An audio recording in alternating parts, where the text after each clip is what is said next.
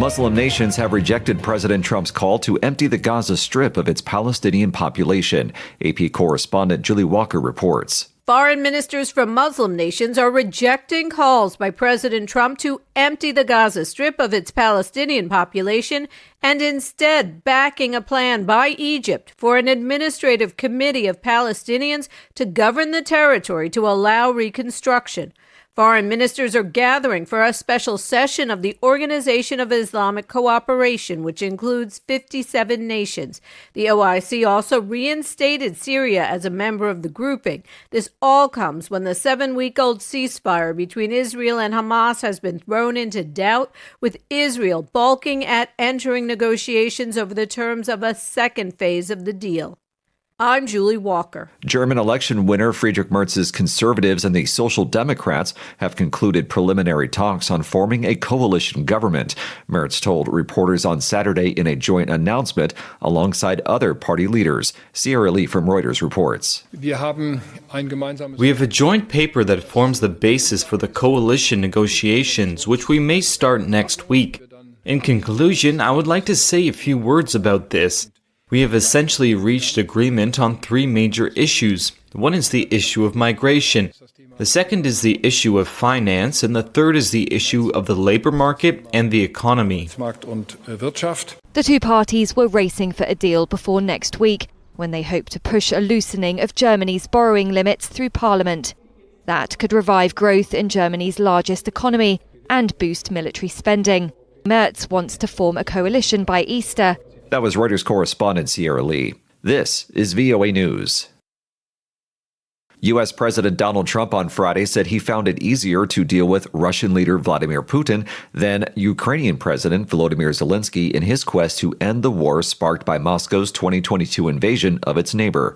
Zachary Goldman from Reuters reports. And he said he believed the Russian leader, who launched an unprovoked attack on Ukraine more than 3 years ago, when Putin said he sought peace. Yeah, no, I believe him. I think we're doing very well with Russia. But right now they're bombing the hell out of Ukraine. I'm finding it more difficult, frankly, to deal with Ukraine. And they don't have the cards. Earlier on Friday, the U.S. president had raised the prospect of imposing large-scale sanctions on Russia. It comes after a Reuters report earlier this week that the White House was preparing to give Russia possible sanctions relief as part of the push to end the war and improve diplomatic and economic ties with Moscow. That was Reuters correspondent Zachary Goldman. Iran's Supreme Leader Ayatollah Ali Khamenei says he rejects a U.S. push for talks between the two countries because they would be aimed at imposing restrictions on Iranian missile range and its regional influence. Speaking to a group of officials Saturday, Khamenei did not identify the United States by name, but said a bullying government was persistent in its push for holding talks. Khamenei's remarks came a day after President Donald Trump acknowledged sending a letter to Khamenei seeking a new deal with Tehran to restrain its rapidly advancing nuclear program and replace the nuclear deal he withdrew America from during his first term in office. At least 11 people have been killed in attacks within a 24-hour period in the Democratic Republic of Congo city of Bukavu. Reuters' Sean Hogan has more. Those killed, some burnt in the streets, have been accused of offences including theft, armed robbery and witchcraft. Bukavu-based human rights activist Amos Bisimwa said residents were taking justice into their own hands, partly because the city's police force has not stepped in. This is why we are calling on the new authorities, managing the city and the province, to do everything necessary to ensure that justice resumes its activities quickly. Besides that, we want the police to return. The M23-appointed Vice-Governor of South Kivu Province said there had been several cases of vigilante attacks driven by the behaviour of a population that feels threatened by these criminals. That was Reuters correspondent Sean Hogan. The Vatican says Pope Francis is responding well to therapy for double pneumonia and has shown a gradual slight improvement in recent days. But as a precaution, his doctors have decided to keep his prognosis as guarded. Doctors reported in a Vatican statement on Saturday that Francis has remained stable with no fever and good oxygen levels in his blood.